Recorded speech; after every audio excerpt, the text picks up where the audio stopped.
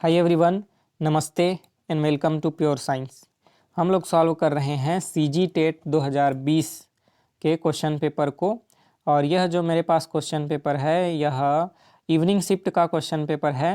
हिंदी वाले पार्ट को हम सॉल्व करेंगे इस प्रॉपर वीडियो में, ठीक है। तो सीजी टेट 2020 का सॉल्व्ड क्वेश्चन पेपर है, ठीक है। चलिए देखते हैं, एक एक प्रश्न को देखते जाते हैं और क्या होगा इसका आंसर, ठीक है, देखते जाएंगे। हिंदी वाला पार्ट है, चलिए शुरू करते हैं। समास पद्धति किस भाषा की विशेषता है? समास पद्धति किस भाषा की विशेषता है? सबसे ज़्यादा किस में प्रयोग होता है कहने का मतलब, ठीक है। हिंदी भाषा में, संस्कृत भाषा में, देशज भाषा में या विदेशी भाषा में? ये तो सभी को है ना पता है, ठीक है। इसमें कोई यह कठिन प्रश्न नहीं है, सबको पता होगा आपको। सबसे ज़्यादा संस्कृत भाषा में समास का प्रयोग किया जाता है, ठीक है। उसके वर्ड आपने देखे होंगे, जो शब्द होते हैं या वाक्य होते हैं, ऐसे बहुत लंबे लंबे शब्द एक में ही जुड़े रहते हैं, ठीक है, वह समास का उदाहरण है, ठीक है। तो संस्कृत भाषा में समास पद्धति का सबसे ज़्यादा प्रयोग होता है ना। तो संस्कृत भाषा की विशेषता है समासिक शब्द या समासिक शब्दावली वाक्य, है ना। ऑप्शन बी सही उत्तर। अगला प्रश्न, गणना की दृष्टि से संज्ञाएं कितने प्रकार की होती हैं, है ना। गणना की दृष्टि से संज्ञा कितने प्रकार की होती है? ऑप्शन दिए हुए हैं 2, 3, 6 या फिर 8, ठीक है। तो संज्ञा कितने प्रकार की होती है गणना की दृष्टि से, ठीक है। तो 2 प्रकार की होती है, ठीक है। अगला प्रश्न है, सार्वनामिक विशेषण का भेद नहीं है। सार्वनामिक विशेषण का भेद नहीं है। मूल सार्वनामिक विशेषण या व्यक्तिवाचक विशेषण या यौगिक सार्वनामिक विशेषण या फिर संकेतवाचक विशेषण, ठीक है।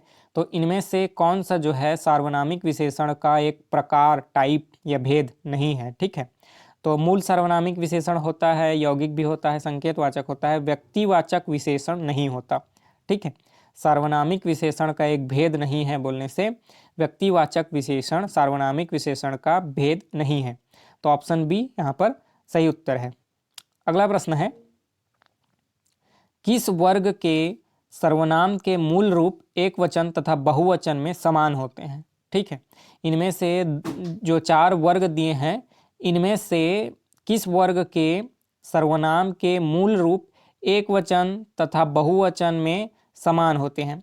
प्रश्नवाचक या तथा निश्चयवाचक या निश्चयवाचक तथा निजवाचक या प्रश्नवाचक तथा पुरुषवाचक या संबंधवाचक तथा अनिश्चयवाचक, ठीक है। तो किसके जो है वर्ग में सर्वनाम के मूल रूप एक वचन तथा बहुवचन दोनों में एक समान होते हैं, ठीक है।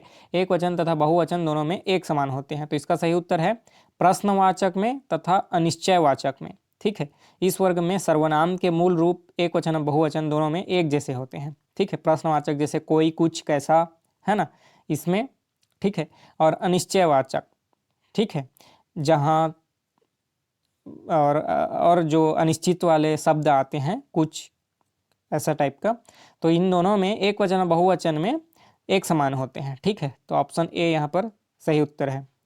अगला प्रश्न है, 2 या 2 से अधिक धातुओं से बनी हुई और नया अर्थ देने वाली क्रिया को कहते हैं। 2 या 2 से अधिक धातुओं से बनी हुई हो और नया अर्थ देती हो, ठीक है। तो इस प्रकार की क्रिया को क्या बोलेंगे?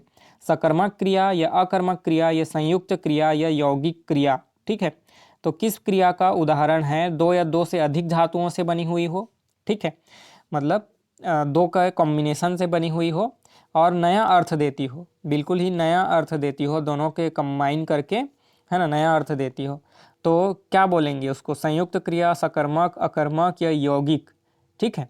तो इसका सही उत्तर है, उसको हम बोलेंगे संयुक्त क्रिया, ठीक है। संयुक्त क्रिया कहते हैं जो 2 या 2 से अधिक धातुओं से बना हो, मतलब कॉम्बिनेशन से, है ना, मतलब संयोजन से, संयुक्त होकर के, और एकदम नया अर्थ देती है, ठीक है। तो ऑप्शन सी सही उत्तर है। अगला प्रश्न है, तो इसमें 36, 37 और 38 तीनों को हमको आंसर करना है। यह जो दिया हुआ है गद्यांश, इसको पढ़ करके, ठीक है। चलिए पढ़ते हैं।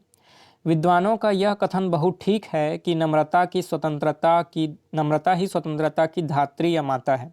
लोग भ्रमवश अहंकार वृत्ति को उसकी माता समझ बैठते हैं, पर वह उसकी सौतेली माता है जो उसका सत्यानाश करती है। चाहे यह संबंध ठीक हो या ना हो, पर इस बात को सब लोग मानते हैं कि आत्म संस्कार, ठीक है, आत्म संस्कार के लिए थोड़ी बहुत मानसिक स्वतंत्रता परम आवश्यक है। चाहे उस स्वतंत्रता में अभिमान और नम्रता दोनों का मेल, और चाहे वह नम्रता से ही उत्पन्न हो। ठीक है, यह बात तो निश्चित है कि जो मनुष्य मर्यादापूर्वक जीवन व्यतीत करना चाहता है उसके लिए वह गुण अनिवार्य है। ठीक है, जिससे आत्मनिर्भरता आती है और जिससे अपने पैरों के बल खड़ा होना आता है। ठीक है, युवाओं को यह सदा स्मरण रखना चाहिए कि उनकी आकांक्षाएं उनकी योग्यता से कहीं बढ़ी हुई हैं। ठीक है, जितना उम्मीद करते हैं उतने योग्य नहीं है, कहने का मतलब उनकी आकांक्षाएं जो हैं उनकी योग्यताओं से कहीं आगे बढ़ी हुई हैं। ठीक है, उसे इस बात का ध्यान रखना चाहिए कि वह अपने बड़ों का सम्मान करे, छोटों और बराबर वालों को कोमलतापूर्वक व्यवहार करे। ये बातें आत्म मर्यादा के लिए आवश्यक हैं। यह सारा संसार जो कुछ हम हैं और जो कुछ हमारा है, ठीक है, हमारा शरीर, हमारी आत्मा, हमारे काम, हमारे भोग, हमारे घर की और बाहर की दशा, हमारे बहुत सारे अवगुण और गुण, ठीक है, और थोड़े गुण, इस सब इसी बात की आवश्यकता प्रकट करते हैं कि हमें अपनी आत्मा को नम्र रखना चाहिए। नम्रता से मेरा अभिप्राय दब्बूपन से नहीं है, जिसके कारण मनुष्य दूसरों का मुंह ताकता है, जिससे उसका संकल्प क्षीण और उसकी प्रज्ञा मंद हो जाती है, जिसके कारण आगे बढ़ने के समय वह पीछे हटता है और अवसर पड़ने पर चटपट किसी, है ना, बात का निर्णय नहीं कर सकता। मनुष्य का बेड़ा अपने ही हाथ में है, उसे वह चाहे जिधर लगाए। सच्ची आत्मा वही है जो प्रत्येक दशा में, प्रत्येक स्थिति के बीच अपनी राह अपने आप निकालती है। अब तुम्हें क्या करना चाहिए इसका ठीक ठीक, है ना, उत्तर तुम्ही को देना होगा, दूसरा कोई नहीं दे सकता। कैसा, है ना, कैसा भी विश्वास पात्र मित्र हो, तुम्हारे इस काम को वह अपने ऊपर नहीं ले सकता। हम अनुभवी लोगों की बातों को आदर के साथ सुने, बुद्धिमानों की सलाह को कृतज्ञतापूर्वक माने, पर इस बात को निश्चित समझकर कि हमारे कामों से ही हमारी रक्षा व हमारा पतन होगा, हमें अपने विचार और निर्णय की स्वतंत्रता को दृढ़तापूर्वक बनाए रखना चाहिए। जिस पुरुष की दृष्टि सदा नीची रहती है उसका सिर कभी ऊपर नहीं होगा। नीची दृष्टि रखने से यद्यपि रास्ते पर रहेंगे, पर इस बात से को ना देखेंगे कि यह रास्ता कहाँ ले जा रहा है। चित्त की स्वतंत्रता का मतलब चेष्टा की कठोरता या प्रकृति की उग्रता नहीं है। अपने व्यवहार में कोमलता रहे और अपने उद्देश्यों को उच्च रखो। इस प्रकार नम्र और उच्चाशय दोनों बनो। अपने मन को कभी मरा हुआ न रखो। जितना ही जो मनुष्य अपना लक्ष्य ऊपर रखता है उतना ही उसका तीर ऊपर जाता है। ठीक है, इतना लंबा चौड़ा है। चलिए आंसर करते हैं। निम्नलिखित में क्या सही नहीं है? आत्म संस्कार के लिए मानसिक स्वतंत्रता आवश्यक है, बिल्कुल आवश्यक है। स्वतंत्रता का उद्भव नम्रता से होता है, बिल्कुल होता है। आत्म मर्यादा के लिए विनम्रता आवश्यक है, ठीक है, बिल्कुल सही। ठीक है, तो इसका आंसर होगा ऑप्शन डी, उपरोक्त में से कोई नहीं। क्या सही नहीं है पूछ रहे हैं ना, तो उपरोक्त में से कोई नहीं मतलब इनमें से सभी जो है सही हैं, तो ऑप्शन डी यहाँ पर सही उत्तर होगा। अगला प्रश्न है, दब्बूपन से व्यक्ति पर क्या प्रभाव पड़ता है? निर्णयहीन हो जाता है, हाँ होता है। मंद बुद्धि जैसे कार्य होता है, हाँ बिल्कुल। तो ए बी दोनों ही होगा इसका आंसर, यानी ऑप्शन सी सही उत्तर है। ए और बी दोनों सही उत्तर हैं, ठीक है। ठीक, तो अगला प्रश्न देखते हैं। व्यक्ति का व्यवहार कैसा होना चाहिए? विनम्रतापूर्ण या उद्देश्यों के उच्च आशय को प्रकट करने वाला, या विचार और निर्णय की स्वतंत्रता में दृढ़, या फिर उपरोक्त सभी? तो व्यक्ति का व्यवहार कैसा होना चाहिए? उपरोक्त सभी के जैसा, ठीक है। विनम्रतापूर्वक होना चाहिए, मतलब विनम्रतापूर्ण होना चाहिए उसका व्यवहार।